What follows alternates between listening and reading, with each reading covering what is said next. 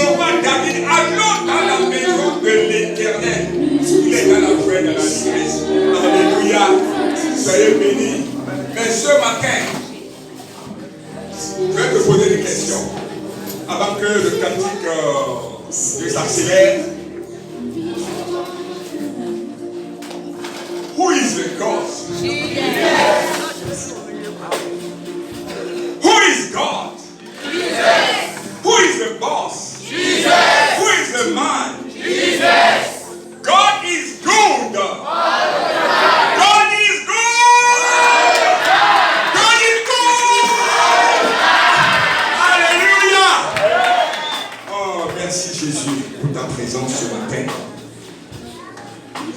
Tout-puissant, le roi compatissant. Les factures de CI de ce récit, toutes les difficultés qui t'assaillent actuellement, parce que actuellement tu es dans la présence de Dieu.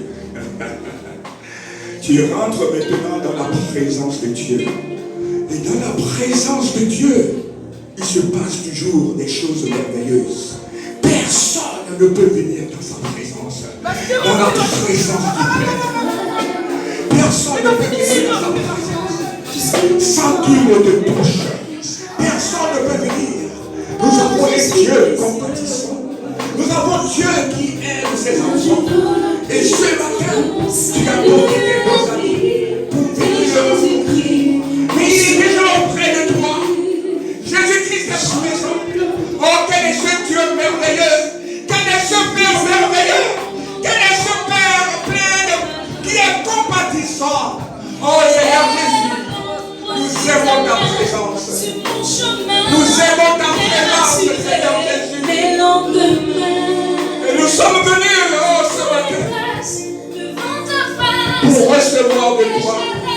Seigneur, je voudrais ce matin que tu me touches de façon particulière, que tu ouvres mon cœur, oh Jésus de Nazareth, qui est comme toi, tu es l'alpha et l'oméga, le Dieu tout-puissant, à Jérusalem, le tombeau est vide, il y a le vainqueur comme toi sur la terre, et tu aimes tes enfants, malgré nos péchés, et ce matin, on dit encore ici, avec nous.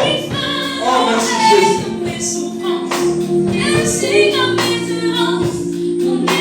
Alléluia.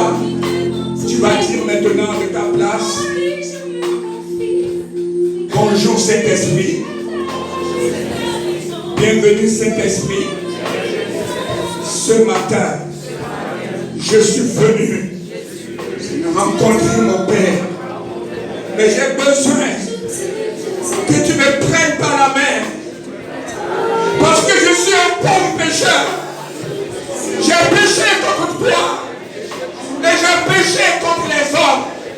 Mais ce matin, prends-moi par la main. Amène-moi mon Père. Amène-moi mon Père. Qu'il me lave. Qu'il me lave par son sang.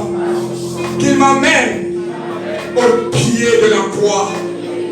Pour que le sang qui gît de sa tête meurtri par la couronne coule sur moi maintenant.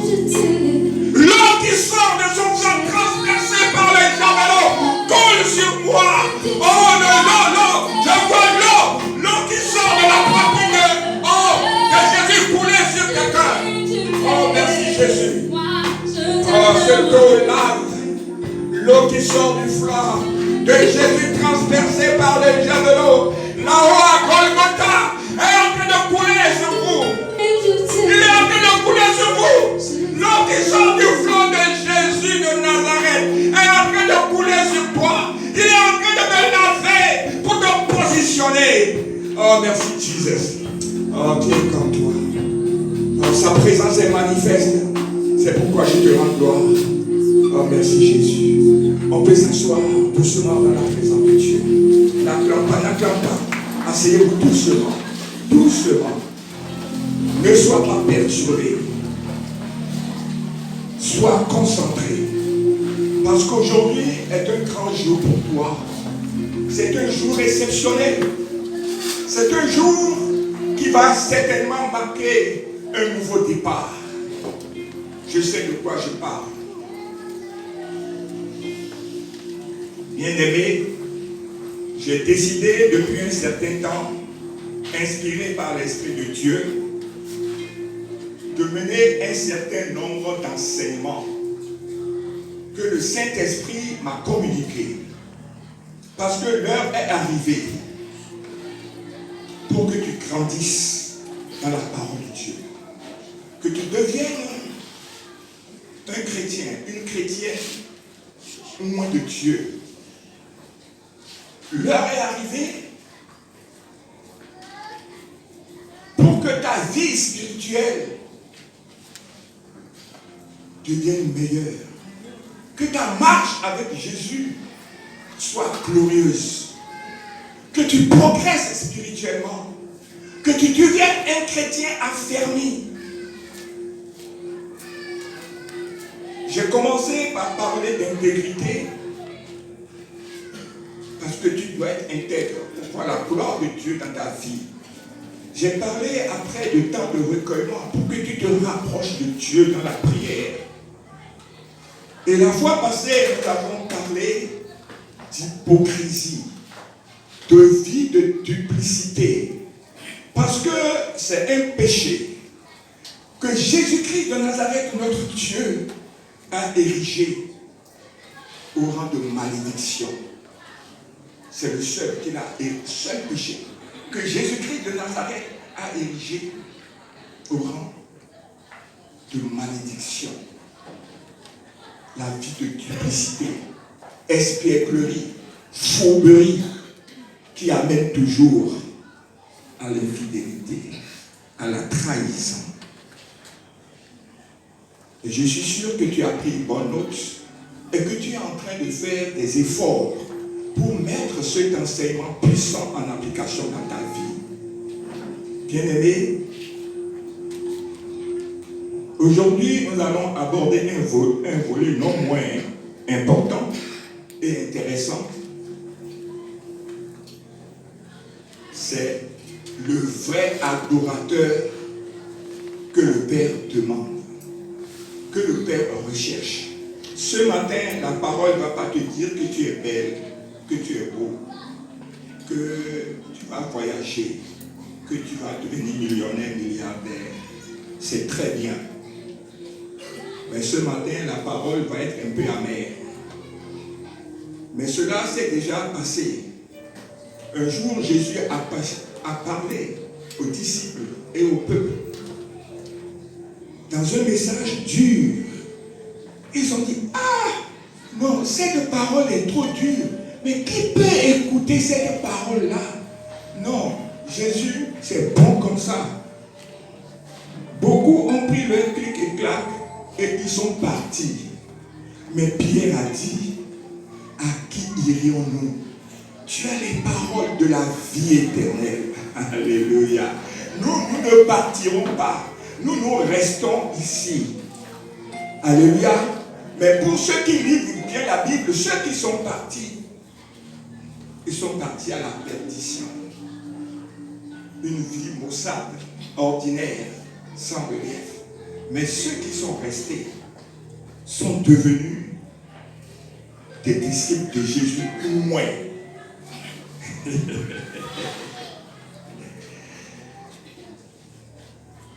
Puissants que le Père utilise, qui sont des bénédictions, qui lorsqu'ils rentrent quelque part, l'atmosphère du lieu change. Et c'est ce qui va t'arriver. Je vais te dire quelque chose avant de commencer. Un jour, Jésus-Christ de Nazareth est arrivé sur une île qu'on appelle Gadara. Mais lorsque le maître a fait comme ça, il a posé un pied sur l'île, les légions qui sont sur l'île étaient troublées. Ils ont accouru. Mais ce n'est pas encore l'heure. Et tu es venu pour nous troubler. Alléluia. Si tu suis ces enseignements, tu seras loin. Et partout où tu passeras, l'atmosphère du lieu va changer. Parce que tu seras transporteur d'onction. Jésus-Christ va t'utiliser. Tu seras une source de bénédiction pour plusieurs. Dieu ne fait exception de personne. Mais aujourd'hui où tu vas apprendre, tu vas écouter ce message, c'est comme si on était en train de te mettre l'alcool dans la plaie pour que la plaie résiste. Je prie le Seigneur. Je voudrais vous amener à aimer ces genres de messages qui sont durs à entendre. Mais c'est ce message-là qui va faire que toi-même, tu vas devenir pêcheur de poissons. Un chrétien à part entière. Alléluia. Tu vas grandir. Il va te moindre. Il va mettre l'autorité sur ta langue. Tu vas devenir agréable à Dieu. Tu n'as plus besoin de prier beaucoup. Ce sont les bénédictions qui vont te poursuivre. Les cafards ne vont plus te poursuivre sur ton lit. Tu ne vas pas voir les bœufs noirs, les chats noirs, le chien qui te mord la nuit. Parce que tu seras rempli de feu et de flammes. Tu seras rempli de feu et de flammes. On va te demander, on va te rechercher. Viens prier pour nous. Nous aimons que tu viennes nous visiter. Parce que quand tu viens, nous sentons une certaine tranquillité, une paix. Alléluia. Aime ce genre de message. Alléluia. Donc ce matin, je ne vais pas te dire tu es béni, tu es élevé, tu vas te marier, c'est bien. Tout ça, tu ne vas pas entendre ça ce matin. Mais tu vas entendre des choses qui vont faire que tu recevras beaucoup plus et que te conduira aussi à la vie éternelle. Alléluia. Est-ce que quelqu'un est d'accord avec moi? Est-ce que quelqu'un est d'accord avec moi? Si tu es d'accord avec moi, une offrande d'acclamation au Père. Alléluia. Alors, le texte de base, c'est deux passages que j'ai pris ce matin. J'ai pris Jean 4, verset 20 et Jean 4, les versets 23 à 24 que nous allons lire rapidement. Si nous ne terminons pas, c'est un enseignement. Je ne suis pas pressé parce que je suis convaincu que cet enseignement va changer la vie de plusieurs parmi nous. Je suis convaincu, j'ai reçu cela. Je ne suis pas pressé. Si ça ne finit pas, je reviendrai encore dimanche prochain. Vous savez, ici, je suis le boss. Parce que faut que c'est moi, je suis le boss. Oui, c'est toi. Oui, c'est moi. Ah! Il a un ami qui lui a dit, mais il faut plus qu'il soit à jouer. Pourquoi il est à jouer? Il n'a qu'à enlever ce vieux là de là pour prendre la place. Il est trop vieux, il n'a qu'à se reposer. Alléluia. Mais il a dit, non, je ne ferai pas ça. Non, c'est pour t'amuser un peu. Mais nous redevenons sérieux. Alors, nous allons lire Jean 4, 20. Jean 4, 20. Nos pères ont adoré sur cette montagne. Et vous dites, vous, que le lieu où il faut adorer est à Jérusalem. Alléluia. Dans la foulée, tu vas lire Jean 4, 23, 24. Que ceux qui ont des cahiers qui marquent, prenez note. Il y a des révélations, il y a beaucoup de rémas dans ce passage. Vas-y. Jean 4, 23, 24. Mais l'heure vient. Mais l'heure vient et est déjà venue. Où les vrais adorateurs adoreront le Père en esprit et en vérité. Car ce sont là les adorateurs que le Père demande. Alléluia. Dieu est esprit. Et il faut que ceux qui l'adorent en esprit et en vérité. Acclame Jésus de Nazareth. Alors, j'ai piqué mon enseignement de ce matin. Les vrais adorateurs que le Père demande. Je répète. Les vrais adorateurs que le Père demande. Est-ce que tu as entendu? Les vrais adorateurs que le Père même recherche. Donc ici le Père, vous savez qui parle, c'est Jésus. Alléluia. Nous sommes dans Jean. Il a suivi Jésus. C'est un témoin oculaire et vernaculaire, Jean, qui a suivi la vie de Jésus-Christ. Ce qu'il dit est vrai, il les a vécus. Et il dit que Jésus a dit, Dieu est esprit, il faut que ceux qui l'adorent, adorent en esprit et en vérité.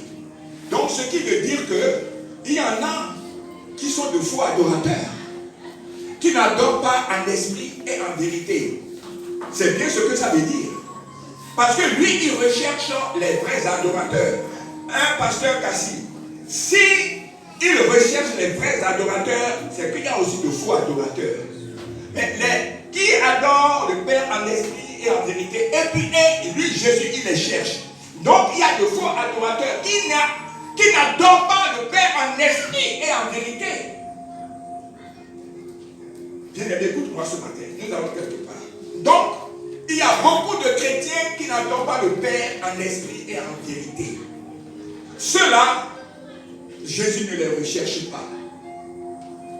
Je peux même dire qu'il les repousse. Alléluia. Gloire à Jésus. Toi, de quel côté tu voudrais être? Est-ce que tu voudrais être un vrai adorateur, une vraie adoratrice, ou bien un faux adorateur, une fausse adoratrice? C'est la question que je suis venu te poser. C'est pas beaucoup. Rentre à toi même maintenant. Veux-tu devenir un vrai adorateur, ou bien veux-tu rester un faux adorateur qui n'adore pas Dieu en esprit et en vérité? Parce que Jésus dit, l'heure est venue et l'heure vient et est déjà venue où les vrais adorateurs adoreront le Père en esprit et en vérité. Mais ceux-là, moi Jésus, je les recherche. Mais il les recherche pourquoi? Alléluia. Nous allons voir tout ça ce matin. Je vais te donner d'abord la définition d'adorateur. Alors, adorateur, le mot là vient de l'hébreu chacha. Chacha. Qui signifie se prosterner. Se prosterner. Révérence. On peut se prosterner jusqu'à terre. En grec, le adorateur, c'est proskuneo, qui signifie également se prosterner. Donc l'adoration, c'est se prosterner. Se prosterner jusqu'à terre. Alors, celui qui se prosterne devant une divinité, devant un maître, devant quelqu'un, est en train de dire, je me baisse et je reconnais que tu es au-dessus de moi et que je te fais allégeance, que je suis soumis à toi. Fais de moi ce que tu veux. Sarah adorait tellement son mari qu'il l'appelait mon Seigneur. Mon Seigneur. C'est une adoration totale. Proskuneo, se prosterner. La deuxième définition, c'est honorer une divinité en lui rendant le culte qui lui est dû. Adorer, c'est honorer une divinité. Nous, la divinité que nous adorons, c'est qui? Il s'appelle Jésus-Christ de Nazareth. En lui rendant le culte qui lui est dû. Alors, le culte qui lui est dû, nous trouvons ce culte-là dans Romains 12, 1 à 2. Amen. Romains 12, 1 à 2, que nous verrons dans les détails après, dit ceci. Voici le culte que le chrétien doit vouer à Jésus, Romains 12, qui dit 1 à 2.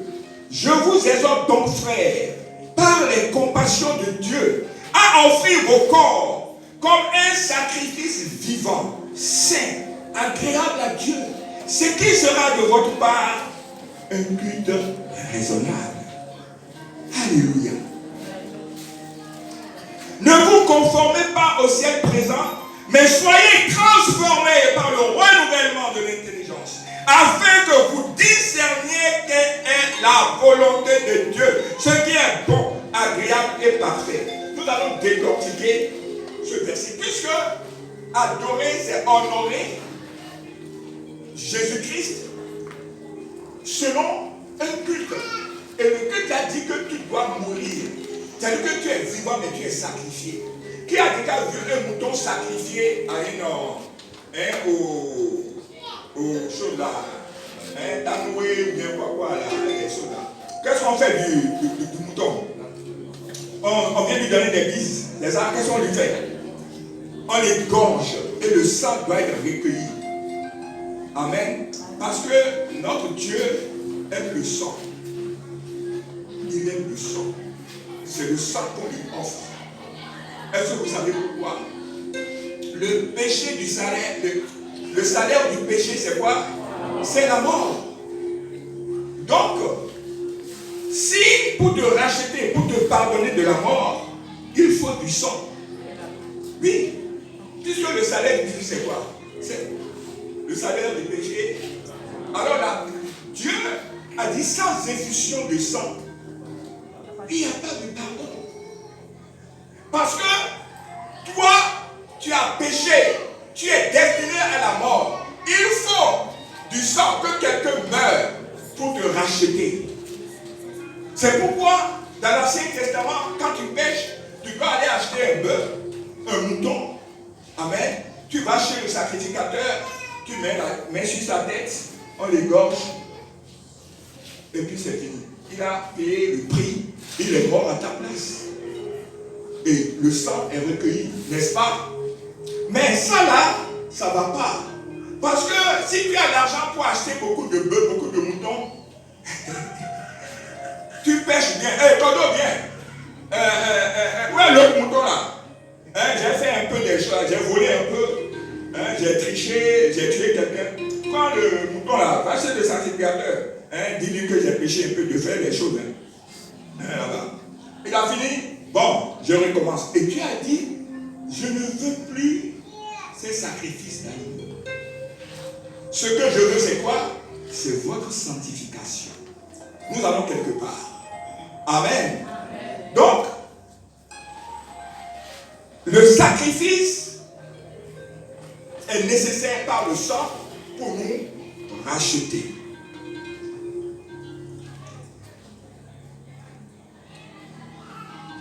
Cette mort dont je parle ici aujourd'hui n'est pas une mort physique. Il s'agit d'une mort spirituelle. Tu as besoin de mourir spirituellement pour vivre. La graine qui est mise dans la terre, si elle ne pourrit pas, elle ne peut pas pousser et donner d'autres fruits. Mais aujourd'hui, pour devenir un vrai adorateur, tu as besoin de mourir. Veux-tu mourir? C'est ça la question.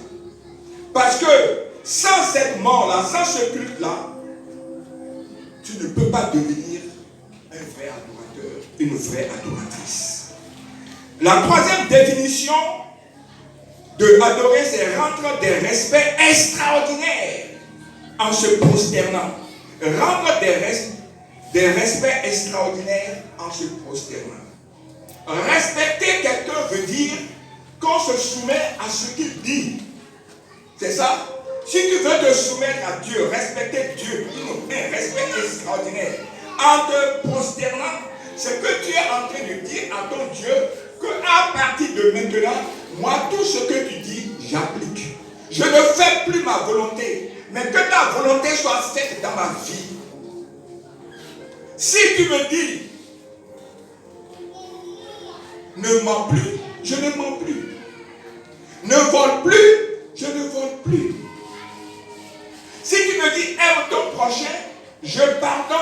tout ce que j'ai enfermé dans mon cœur. Alléluia.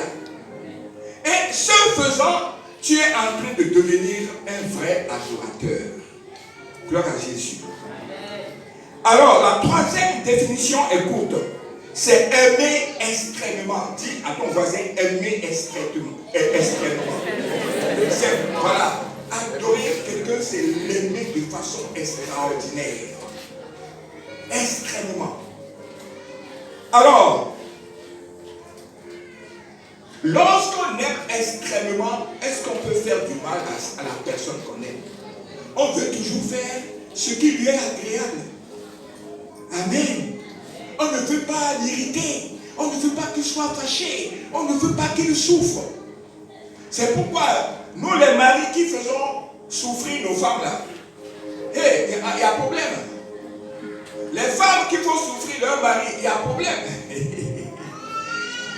Alléluia. L'adoration nous exige d'aimer de façon extrême.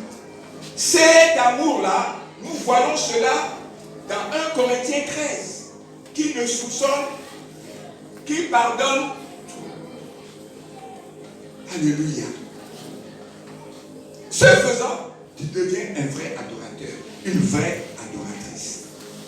Mais Jésus l'a expérimenté avant nous. Quand nous lisons Jean 8, 29, il dit, celui qui m'a envoyé ne m'a pas laissé seul.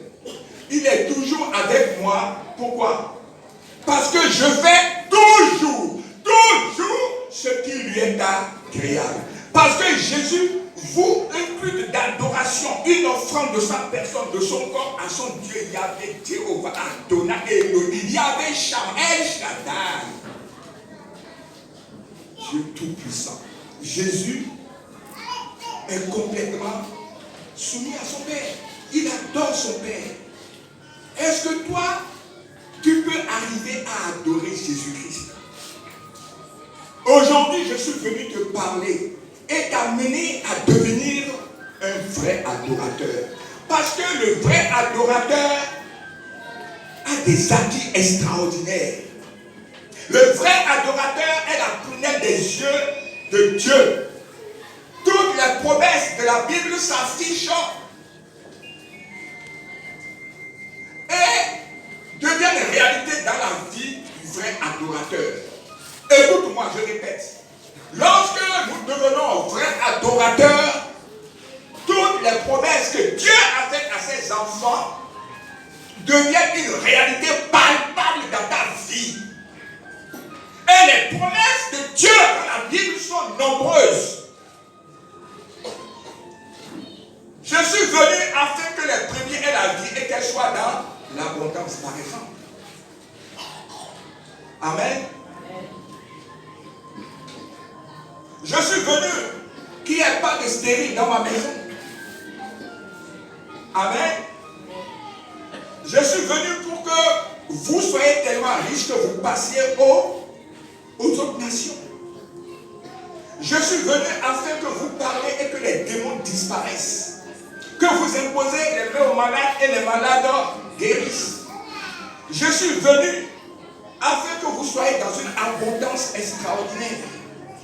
Je suis venu afin que vous soyez celle de la terre, lumière du monde. Je peux continuer. Et tout cela, le vrai adorateur possède. Dieu lui donne cela. Si tu ne vois pas toutes ces promesses se réaliser aujourd'hui dans ta vie, c'est parce que quelque part, tu n'es pas devenu encore le vrai adorateur que le Père en recherche. Mais ce matin va t'amener à cela. C'est pourquoi je te prie de ne pas dormir. Parce que quand ces genres de messages passent, l'ennemi va souffler sur toi.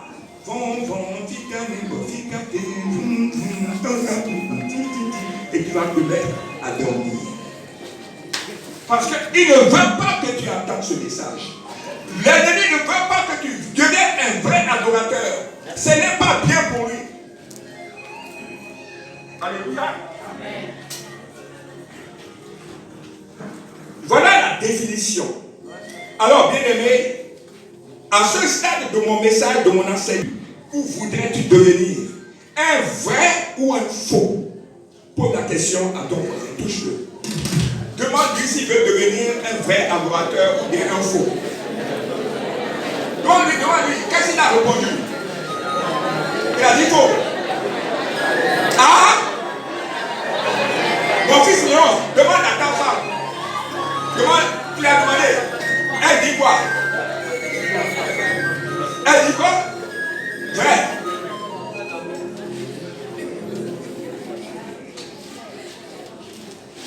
Donc tout le monde veut devenir vrai adorateur. Vrai adoratrice. Acclamez-vous.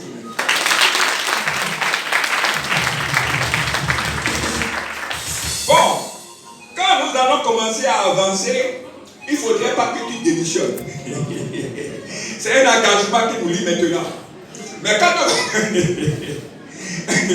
on va commencer à dire ce qu'il faut faire pour être vrai adorateur, il faudrait que tu résistes.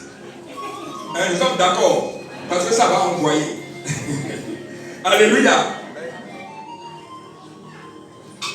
Bien-aimé, adorer Dieu, louer Dieu ne consiste pas à chanter des cantiques. Ce n'est pas ça. C'est bien, mais c'est une infime partie. C'est toute petite partie. Je louerai Dieu toujours. Je louerai Dieu toujours. Je louerai Dieu de tout mon cœur. C'est très bien. C'est bon, hein? Et puis ça fait descendre la présence de Dieu. Ce n'est qu'une partie minime de l'adoration. Adorer Dieu, c'est ça que nous allons voir aujourd'hui, bien-aimés. Parce que beaucoup de chrétiens croient que adorer Dieu, c'est lorsqu'on dit levez-vous, nous allons adorer Dieu, on commence à chanter. Non, non, dis à ton voisin non.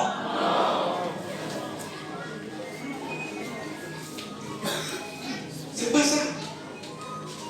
Alléluia. Alors, je vais te dire quelque chose. Jean 4, 20. Alors, le verset 83 est une réponse à la femme samaritaine au bord du puits. Je vais vous placer dans le contexte, que vous compreniez mon texte. Un jour, Jésus-Christ était fatigué. Jésus était en Judée. Et il devait se rendre en Galilée. Vous connaissez la carte d'Israël. En haut, au nord, il y a quoi? La Galilée. Au centre, il y a la Samarie. Et au centre, en bas, au sud, il y a la Judée comme capitale Jérusalem. Amen. En haut, Israël avait comme capitale Samarie. C'est ça? Voilà. Donc Jésus devait traverser la Samarie. La Samarie, on trouve des Samaritains. Mais il n'y a pas une bonne relation entre les Juifs et les Samaritains. Bon, pourquoi? Je n'ai pas le temps d'expliquer. Ce que vous devez retenir, c'est qu'entre les Juifs et les Samaritains, ils ne s'entendent pas. Ils ne se parlent pas. Il y a eu un conflit important. Bon, ok. Retenez seulement que entre les Juifs et les Samaritains, il y a un problème. Amen. Donc, je reviens à Jean 4, 20. Nos pères ont adoré sur cette... Bon, affiche-moi rapidement Jean 4, 20. Nos pères ont adoré sur cette montagne et vous dites, vous que le lieu où il faut adorer est à Jérusalem. Donc, les Samaritains, eux, avaient monté leur propre religion. Ils avaient créé leur propre rite rituel. Et ils vont adorer leur Dieu sur le mont Charizim. Dit Charizim. Mais les Juifs, bon, vous connaissez, je ne vais pas rentrer dans les détails, eux, les Juifs allaient adorer où? À Jérusalem. Dans le temple. À Jérusalem. Ici, on va relire ce passage, sinon vous n'allez pas bien comprendre. Alors, remets-moi 23 maintenant. Le verset 23. Nous allons quelque part. Mais l'heure vient, et elle est déjà venue, où les vrais adorateurs adorent le Père en esprit et en vérité. Amen. Alors, nous voyons ici que Ici, Jésus informe que par sa venue, Dieu n'exigeait plus un lieu particulier sur la terre pour célébrer un culte. Ceux qui croient au Seigneur Jésus-Christ peuvent adorer à tout moment et en tout lieu. Alléluia. Je vois que beaucoup me regardent. Mais comment cela a pu être possible? Alors, l'heure vient. L'heure évoque la mort de Jésus-Christ, sa résurrection et son ascension vers Dieu, une fois accompli son œuvre de rédemption. Écoute-moi, tu vas comprendre quelque chose aujourd'hui qui va te bouger un peu sur le plan spirituel. Comment cela a été possible? Nous allons, affiche-moi Matthieu 27, 50 à 52. Matthieu 27, 50 à 52. Matthieu 27.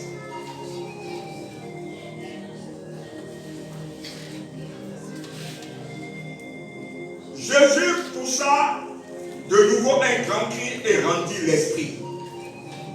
Dans d'autres versions, en bas c'est marqué tout est accompli. Écoute la parole de Dieu. On continue. 50, 51 maintenant. Et voici le voile du temple se déchira en deux. Depuis le haut jusqu'en bas, la terre tremblait, les rochers se fendirent. Vas-y. Les sépulcres s'ouvrirent et plusieurs corps des saints qui étaient morts ressuscitèrent. Alléluia. Ce jour-là, il s'est passé quelque chose de glorieux, d'exceptionnel, qui a modifié le cours de la vie. À la 6e heure, le ciel s'est assombri. Jésus-Christ était sur la croix. Les ténèbres sont descendues. La Bible dit, Jésus venait de tout accomplir. Qu'est-ce que ça veut dire? Pourquoi la terre a tremblé? Lorsque Dieu se met en mouvement, la terre tremble. Dieu s'est mis en mouvement sur la terre 3 fois dans la Bible. Les 3 fois, la terre a tremblé. La terre a tremblé. La puissance qui est descendue était telle que les sépulcres se sont ouverts. Et les saints qui étaient morts ont retrouvé la vie. Mais ce qui m'intéresse ce matin, le voile s'est déchiré. Le voile sépare le lieu très saint du lieu saint. Parce que Dieu était dans le tabernacle, dans le lieu très saint. À ce moment précis où tout est accompli, Dieu s'est mis en mouvement et il a commencé à marcher. Lorsqu'il met un pas, la terre tremble. La puissance qui a été émise est si forte que les rochers se sont fendillés. Lorsque Dieu se met en mouvement, la terre tremble. Notre Dieu est très puissant. Mais regarde, quand il est arrivé pour sortir du lieu très saint, le voile s'est déchiré du haut en bas. Et Dieu est sorti du tabernacle. Il dit, il ne veut plus habiter un bois d'acacia fabriqué par les hommes. Parce que lorsqu'il a assis sa tête au sol, ses pieds sont sur la terre. Il ne peut pas l'enfermer dans un bois d'acacia. Il a décidé de sortir. Mais quand il est sorti, c'est de ça qui est intéressant. Il est sorti pour aller où? Qui peut me dire là où il est parti? Quand Dieu est sorti du tabernacle, qu'est-ce qu'il a décidé? That is the question. Oui? Acclamez pour la sœur Lydie. Quand Dieu est sorti, il a décidé, il est devenu omniprésent. Alléluia. Il était déjà toujours omnipotent et omniscient. Mais là, il est devenu Parce que Dieu, pour adorer Dieu, pour nous, pour les Juifs, il faut se rendre au temple pour aller adorer. Parce que Dieu se trouve dans le tabernacle, au temple de Jérusalem. Si tu ne vas pas là-bas, tu n'adores pas. C'est pourquoi vous avez vu Elkana, dans la Bible, qui avait pour femme Anne et Pénina. Il dit chaque année, il va au temple pour aller faire les sacrifices. Jésus a dit que je me rends à Jérusalem pour la fête de Pâques. Avant, toi et moi, on est très loin. Chaque fois, on va prendre l'avion pour aller à Jérusalem. Ça va être compliqué. Mais Dieu a vu venir ses enfants. Il a dit que ce privilège ne sera plus seulement réservé aux Juifs. Parce que le temple se trouve à Jérusalem, je vais sortir du temple. Je deviens omniprésent. Et je suis partout à la fois. Commence à acclamer Jésus de Nazareth. Et si toi qui es habitant, tu peux aller l'adorer. Celui qui est au Macano peut l'adorer. Celui qui est à Concoron peut l'adorer. Celui qui est en Chine, en Japon, partout, Jésus est présent. Oh, non seulement il est présent, il est habité en toi. Jésus qui a décidé d'habiter en toi.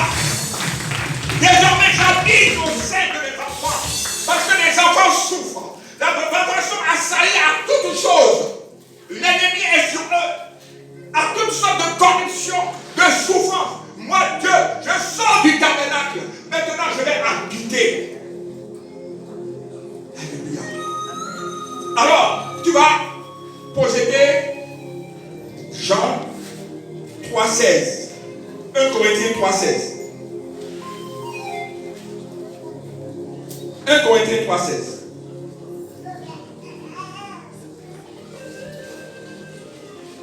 Ne savez-vous pas, vous ne connaissez pas Raphaël, ne savez-vous pas que vous êtes le temple de Dieu et que l'Esprit de Dieu habite en vous? Continue. Si quelqu'un, oh non, j'aime trop ça. Si quelqu'un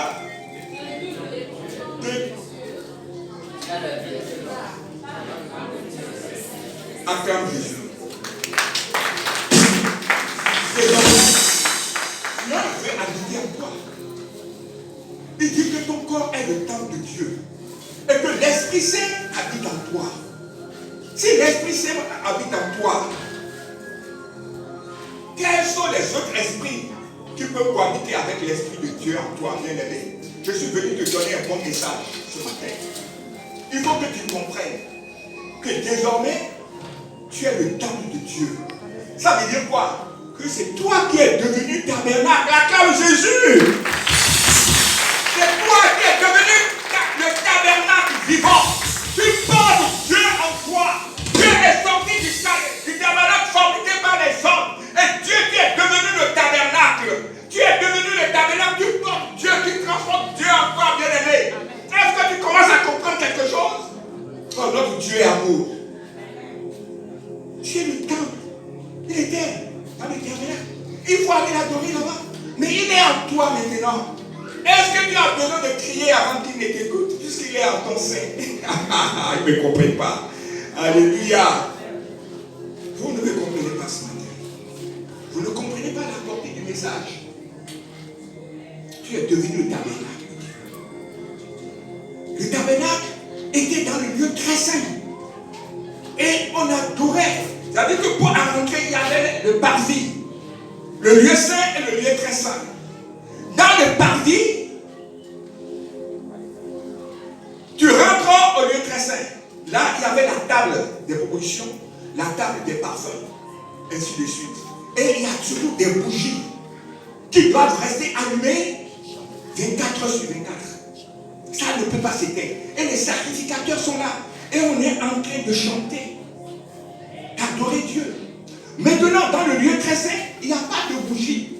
Mais quand tu rentres dans le lieu très saint, c'est éclatant, c'est éblouissant. La gloire de Dieu est là-bas. Est-ce que tu comprends? La gloire de Dieu est en toi. La gloire de Dieu vient en toi. La puissance de Dieu vient en toi. Si tu écoutes ce message et que tu mets en application ce message, cela va s'appliquer pleinement dans ta vie. Et ça va changer. Lorsque tu es transporteur de la gloire de Dieu, est-ce que tu t'imagines ce qui va se passer? Alléluia. Et cela est possible. Parce que j'ai dit toujours, s'il y a quelque chose, il y a un, c'est fini, ça suffit. On peut multiplier.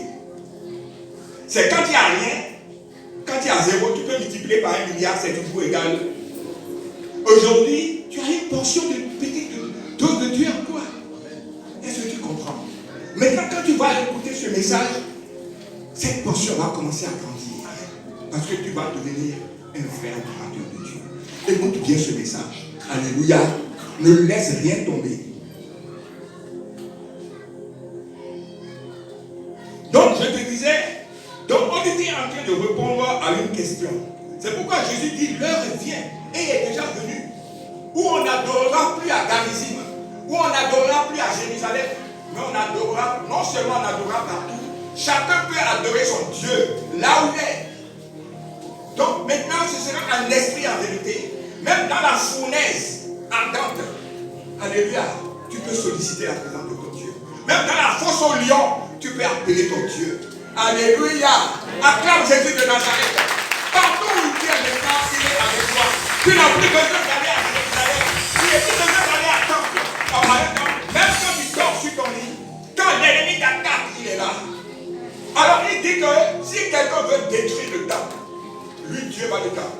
Il va le détruire. Mais c'est à deux volets.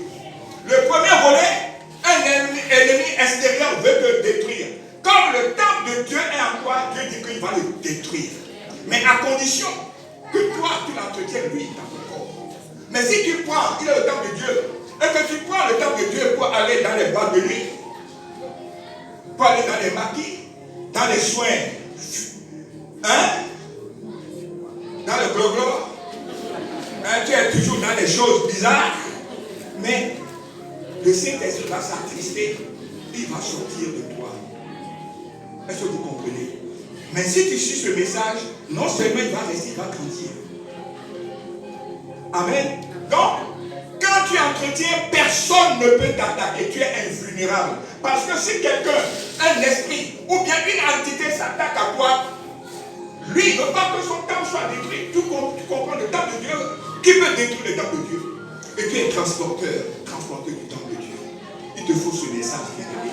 Tu dois devenir un vrai adorateur. Il te faut ce message, bien-aimé. Ça va changer. Alléluia. Maintenant, le second volet, c'est toi-même. Si tu prends le temps de Dieu pour s'amuser avec Dieu, qu'est-ce que lui va faire? C'est pareil, il est esprit. C'est ça qu'on appelle le châtiment. C'est ça qu'on appelle le châtiment. Le temps de Dieu est en toi. Mais tu n'as pas idée qu'il est en toi et tu fais n'importe quoi avec Dieu en toi. Bien-aimé, ce n'est pas une bonne chose. Regarde, moi je suis venu te parler. Ton corps est le temple de Dieu. Ne prends pas ton corps, ton âme pour faire n'importe quoi, bien-aimé. Regarde-moi. Ne prends pas ton corps pour faire n'importe quoi. Ne prends pas ton âme pour faire n'importe quoi. Parce que tu es le temple de Dieu. Et l'Esprit de Dieu habite en toi. Pratique la sainteté pour qu'il grandisse. Et ce que les souffrances du temps présent ne sont rien à comparer à la gloire immense que moi je te destine. Les souffrances du temps présent, tu ne fais pas, tu ne voles pas un peu, tu ne triches pas un peu. Quoi, qu'est-ce qu'on fait d'habitude? Tu n'insultes pas, tu n'es pas égoïste, tu es affable. Tu fais les choses saines. Il va grandir en toi. Mais à ce moment-là, ce que tu reçois est immense. Et en plus, tu as un grand pourcentage de chances d'aller à la vie éternelle. Alléluia. Partout où tu passes, je vous ai parlé de Jésus qui a mis le pied sur l'île de Gadara. Quand tu vas quelque part, quand tu transportes Dieu en toi, tu transportes l'onction, la puissance de Dieu. Lorsque tu arrives quelque part, l'atmosphère change. Tu transportes la présence de Dieu. Lorsque tu parles, c'est oui. Ça passe comme une boîte une lettre à la poste. Tu as l'autorité dans la parole. Tes prières montent. Rien ne sera plus comme avant. Je me souviens de ce sorcier qui voulait témoigner. Il dit quand il a attaqué, il a voulu attaquer l'homme de Dieu la nuit. Quand il est rentré dans sa chambre, c'est un grand feu qu'il a vu sur le lit. Il s'est retourné, il a propos en même temps. Alors il dormait tranquillement. Alléluia. Mais comme il transporte Dieu, il est un tabernacle vivant. Il est du feu.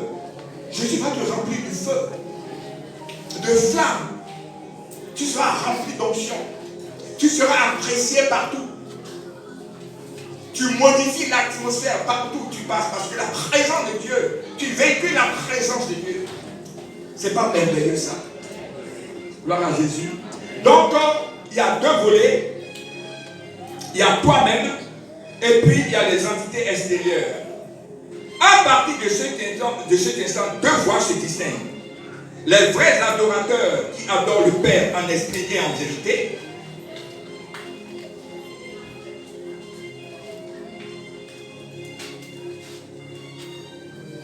Et les faux adorateurs qui n'adorent plus le Père en esprit et en vérité. Mais voyons d'abord les caractéristiques du faux adorateur de Dieu. Comme les Juifs, ils réduisent l'adoration à des cérémonies, à des formes. On va au temple, on va à la table d'assignation, à la table des propositions, table de parfum, on fait les rituels, mais rien ne vient du cœur. Tout est mécanique. Tout est dicté par des rituels stéréotypés. Alléluia. Avec l'homme robe, allez, on transporte le parfum à l'hôtel, on verse un peu ici, on prend les peines de proposition, on est là. Voyez-vous? Donc, l'adoration est superficielle. L'adoration est externe à l'homme. Ça ne vient pas du cœur de l'homme. Ça ne vient pas de dedans. On n'adore pas, ils n'adoraient pas Dieu parce que Jésus est parti à la croix. Ils n'adorent pas Dieu parce qu'ils ont été rachetés à grand prix. Ils n'adorent pas parce qu'ils aiment Jésus. Ils adorent. Pourquoi? Ils adorent pour ce que le royaume peut leur donner. Écoute-moi, nous sommes dedans aujourd'hui. Beaucoup sont venus et viennent adorer pour un but précis, pour ce que Jésus est capable de lui donner. Est-ce que Jésus peut me donner un mari, un travail, mais peut me donner une villa, des choses périssables, bien-aimés? Et beaucoup viennent à l'église et sont de faux adorateurs. Parce qu'ils ne viennent pas pour chercher Jésus. Ils ne viennent pas pour adorer Dieu. Mais ils viennent pour des besoins personnels. Des besoins inavoués. Qui n'ont aucune importance. Leur motivation est basée sur ce que le royaume peut leur apporter. Ils n'adorent pas Jésus-Christ, qui est parti à la croix donner sa vie dans des conditions effroyables. On l'a frappé, on l'a humilié. La Bible dit, comme un agneau qu'on amène à l'abattoir, Jésus-Christ de Nazareth n'a rien dit. Parce qu'il pensait à toi, parce qu'il pensait à moi. Il fallait qu'il perde ce prix-là pour te donner l'espérance de la vie.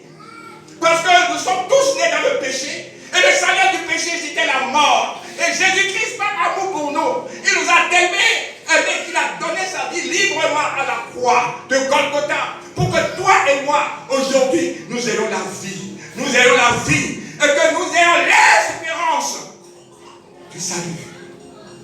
Alléluia. Mais aujourd'hui, tu ne veux pas l'adorer en réalité.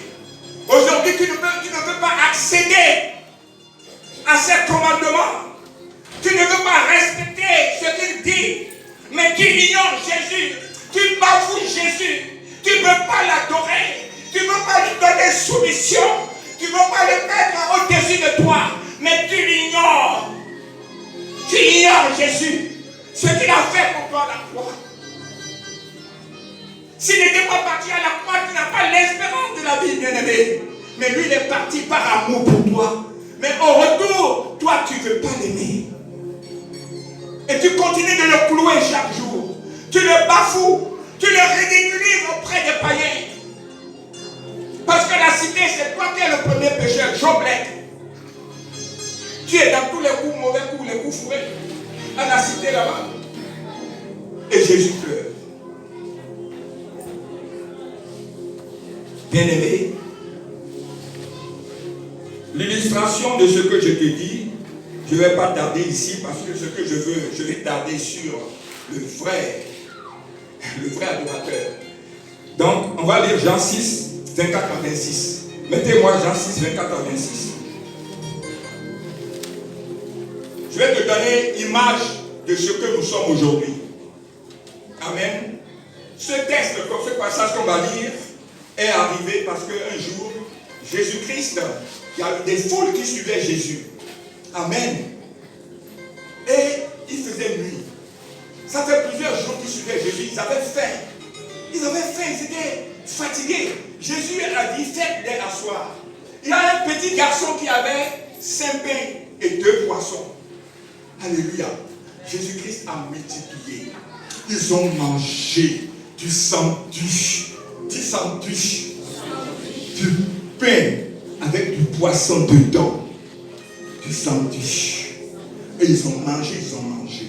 Tout le monde a mangé. Il restait combien de paniers? 12 paniers encore. Il y avait du poisson. Ils ont mangé. Mais après ça, la Bible dit que Jésus s'est retiré. Alléluia, pour aller prier. Il a pris une barque, il est parti de l'autre côté. Hein? Parce qu'ils sont revenus. Parce qu'ils ont mangé du poisson, du bon sandwich. Ils sont revenus. Mais où est Jésus là? Nous sommes en train de chercher Jésus. Parce qu'il parle bien, il prêche bien. On est en train de le chercher. Il faut le chercher.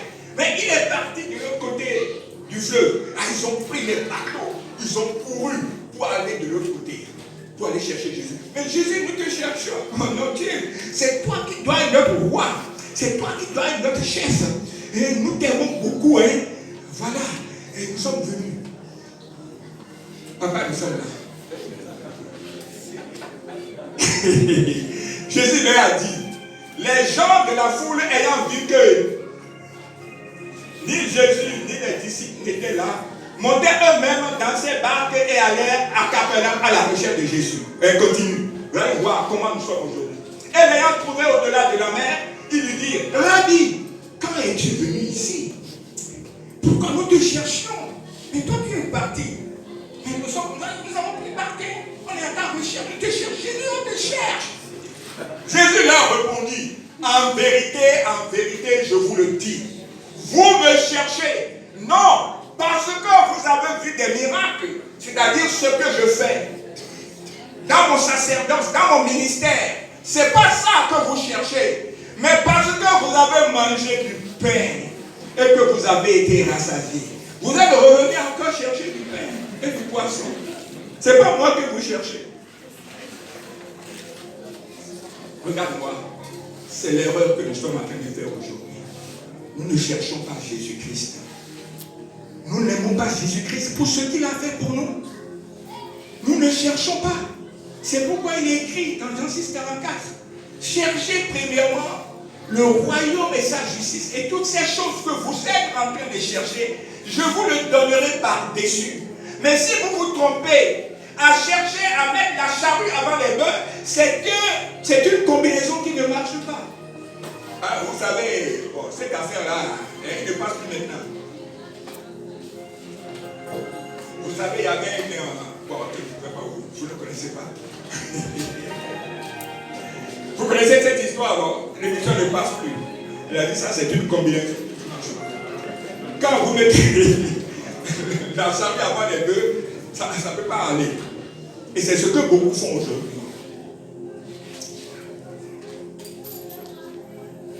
C'est Jésus que nous devons chercher. Mais nous laissons Jésus et nous recherchons ce que Jésus peut donner.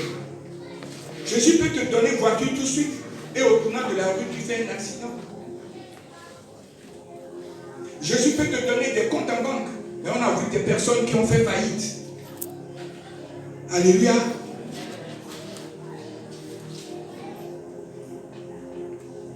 Ils ne cherchent pas Jésus, ils cherchaient sandwich.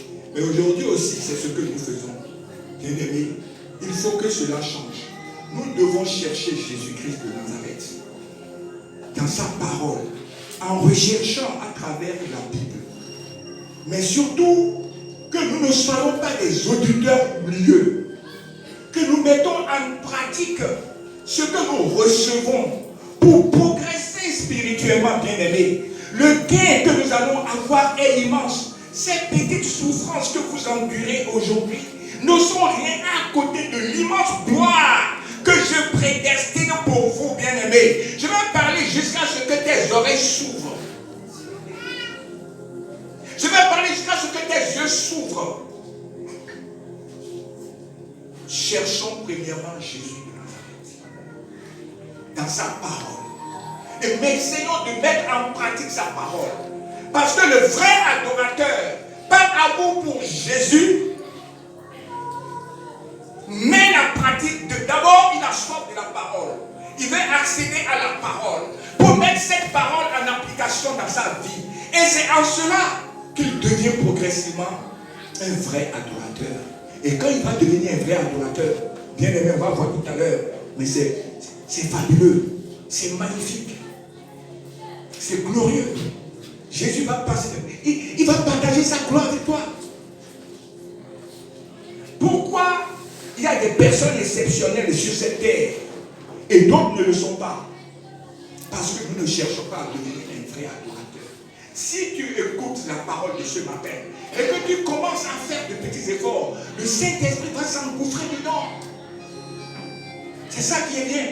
Quand il va voir tes efforts pour progresser, lui-même va venir t'aider. Parce que c'est ce que Dieu recherche.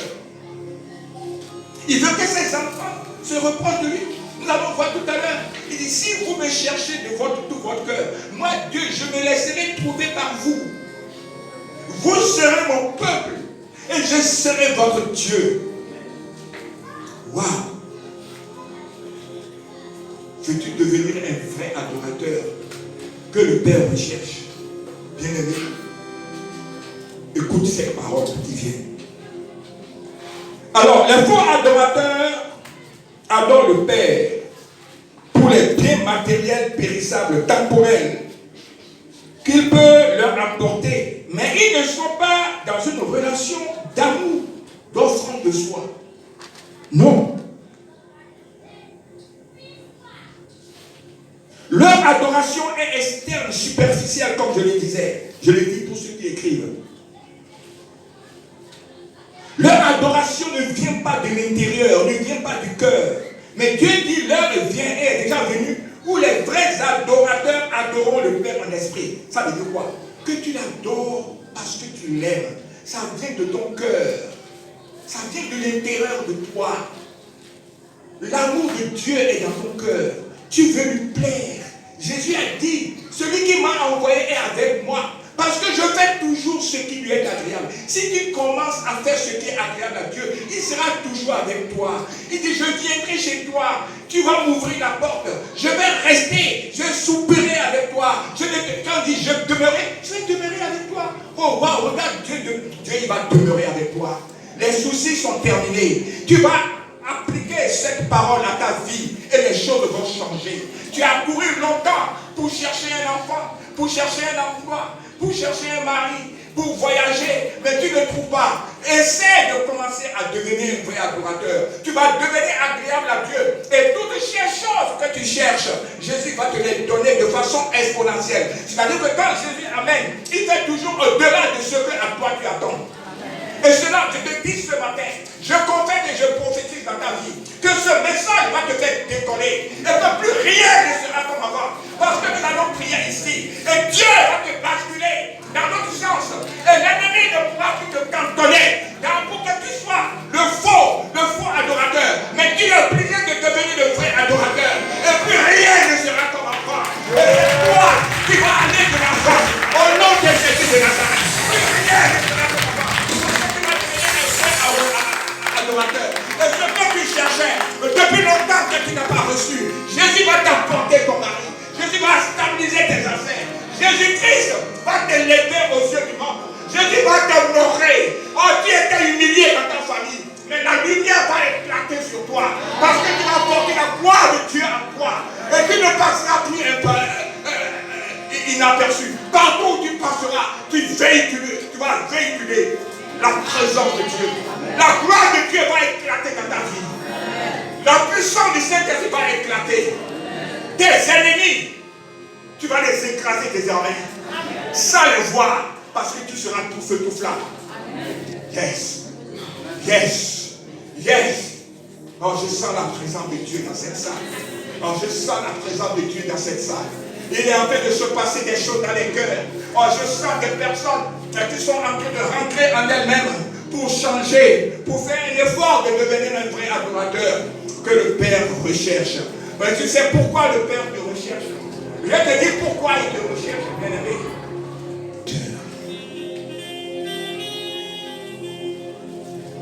Le faux adorateur n'offre pas sa vie à Dieu. Parce que d'abord, c'est toi-même qui t'offre à Dieu. Dans la Bible, il y a deux personnages, Caïn et puis Abel. La Bible dit, un a donné les premiers. Quand ces animaux ont fait des petits, il a donné les premiers. Amen. Mais l'autre, Caïn, on dit après quelques temps, il a offert à Dieu. C'est là pour Abel, c'est Dieu qui a la première place. Dieu d'abord. Mais pour Caïn, Dieu est à la place de la dernière roue.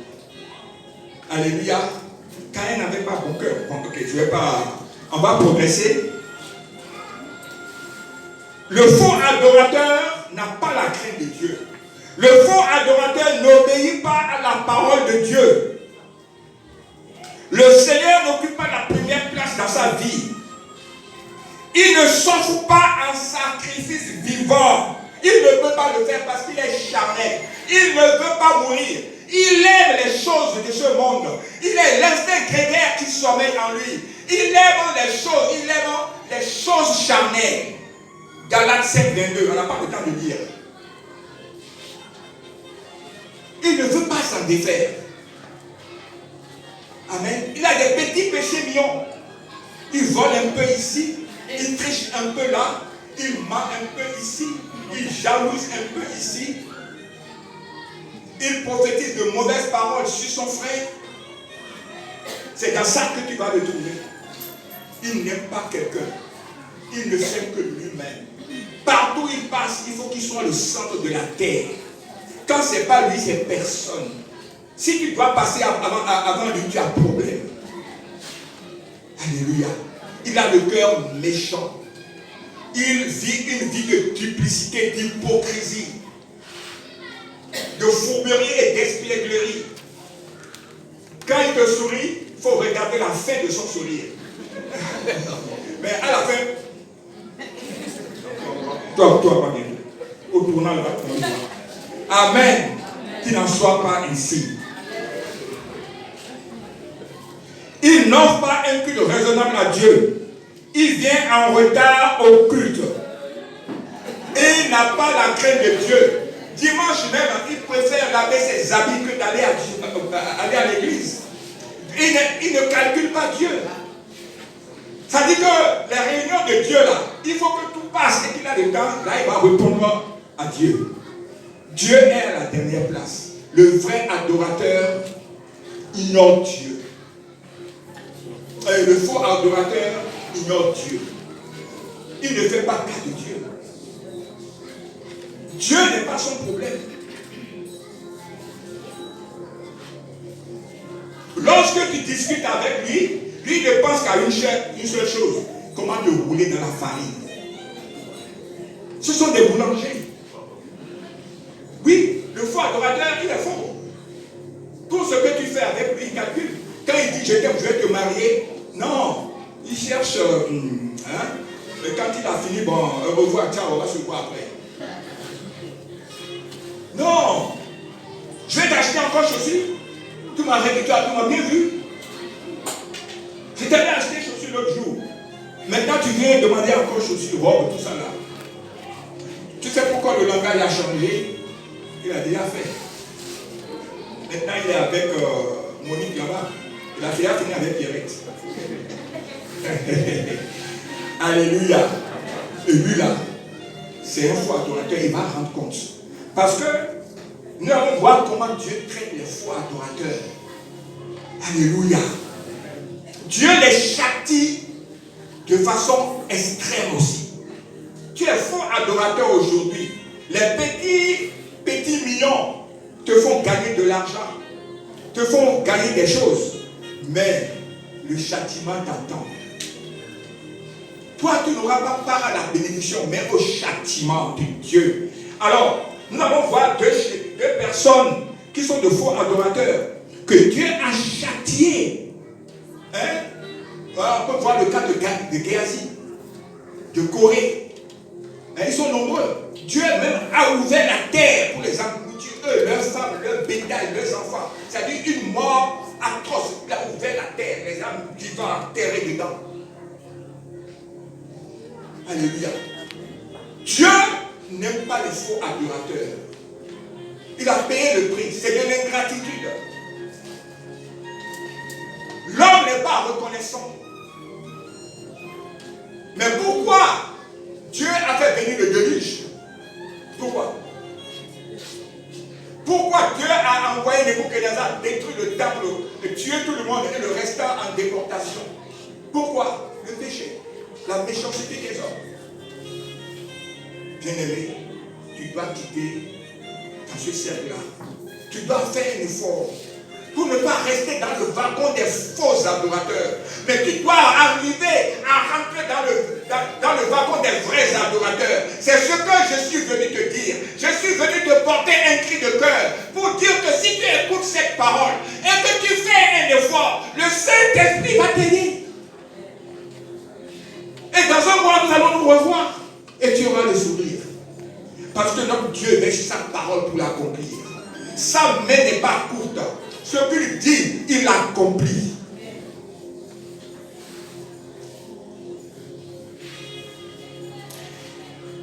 Le faux adorateur n'est pas zélé dans les activités de l'église. On dit cotise? Non. Non. Et non seulement il ne va pas cotiser, mais il va battre campagne pour que d'autres ne donnent pas. Oui, non, il demande trop. Il demande trop de l'argent. Il argent ici. Ne donne pas. Moi, je ne donne pas. Alors que quand tu donnes de l'argent dans une église, tu participes à l'évolution de l'œuvre de Dieu. Tu es en train de parler dans le ciel. C'est la plus grande bénédiction que tu es en train d'acquérir. Alléluia. Non, ne donne pas dîme. Ne donne pas dîme. Quoi? C'est pas tous les mois qu'on donne dîme. Nous devons acheter ceci, nous devons acheter ça. C'est la femme qui parle. Non, ne donne pas dîme. On a besoin d'acheter des nouveaux fauteuils. Ne donne plus de dîme. Quand on va finir d'acheter les fauteuils là, tu vas commencer à donner dîme. Hein, les femmes là. Alléluia. Tu veux donner tout ça à Dieu? Tu as oublié mon pain là? Tu as oublié mon pain? Et tu veux, mon pain là, tu as oublié, non? Et tu veux donner tout ça à l'église? Tu vas voir, ce soir, je vais te compter. Et puis, je vais te donner de l'eau.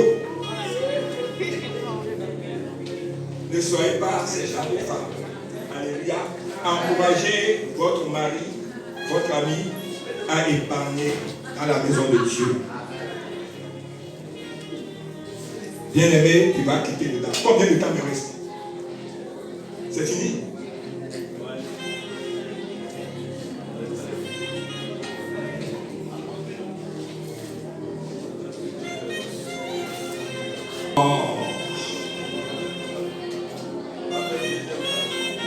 Qu'est-ce qu'on va faire? On va faire deuxième partie dimanche prochain. Hein? Je pense, venez tous. Parce que c'est maintenant qu'on veut aborder la partie. C'est maintenant qu'on veut voir les caractéristiques du vrai adorateur. Alléluia. Mais le temps m'a laissé. Il reste beaucoup. Je vous demande pardon. Venez tous. Il faut que la fin d'une chose vaut mieux que son commencement. On veut attaquer maintenant la partie que je veux que tu écoutes. Et c'est là que le temps m'a laissé. Mais dis, le diable est menteur. Dimanche prochain, rien ne m'empêchera de venir pour prendre la suite de ce message. Je pense qu'il t'a écouté. Mais toi aussi, il faut faire un effort.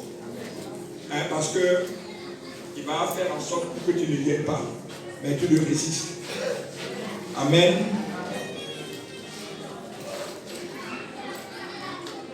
Donc c'est vraiment la bonne partie qui vient. C'est la partie que je veux pour toi. C'est la partie qui concerne le vrai adorateur. Amen. Mais je vais prier dans la semaine pour que vous venez tous. Amen. Pour que nous puissions continuer. Amen.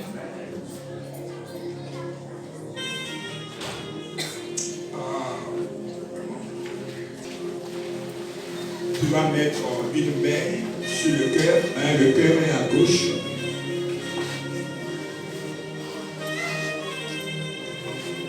Tu vas répéter simplement après moi, c'est pas long. Seigneur Jésus, mon Dieu, mon roi, je voudrais finir ce message parce que je sens et je sais que ce message peut changer ma vie, peut me ramener sur ma trajectoire pour que je parvienne à ma destinée prophétique. Seigneur Jésus, aide-moi à venir dimanche prochain.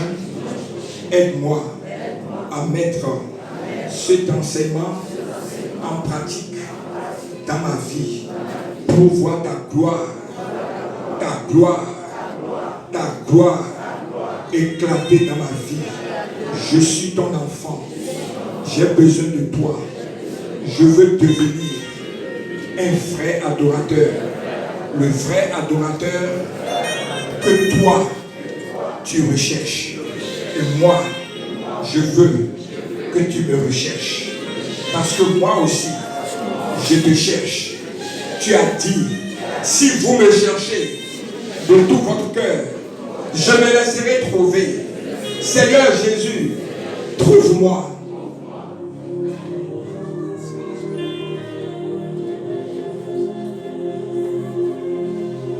Maintenant, toi, tu ne pries plus. Reste dans cette position.